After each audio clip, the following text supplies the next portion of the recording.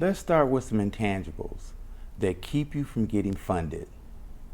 Now again, we're referring to the 5 C's of credit. And the first one is character, which concerns primarily your credit score and your credit history.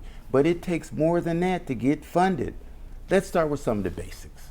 How about an email address, a stable phone number, a stable home address, and then a current ID with your current address on it, and a social security card. Again, some of the other things that can help prove your identity is a bank statement or a utility bill. And of course, good communication skills, because the banker wants to work with people they can understand and understand how they're doing business. And of course, finally, a professional voicemail. And again, secondly, we need computer literacy. It's extremely important to getting funded.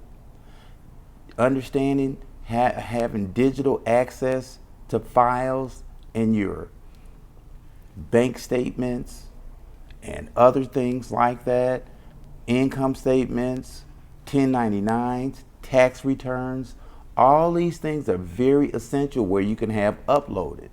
And again, it helps verify your identity when you're doing business with the bank. Again, many times the banks, they love today in this society, everyone knows about COVID and the things that's happened, social distancing. And so what that does is it's made things whereas our bankers, they love to do direct deposit. So you wonder why they need you to have online access to your account. It is not to go in and try to figure out what to remove money or do any type of identity to your account. They want to ensure they can make that direct deposit to the correct person. That is the core of what's needed.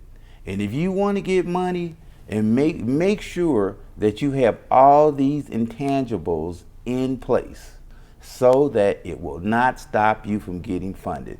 If you want to find out more and be more prepared to get funded, watch our entire series of our 5 C's of getting credit. And again, thank you so much.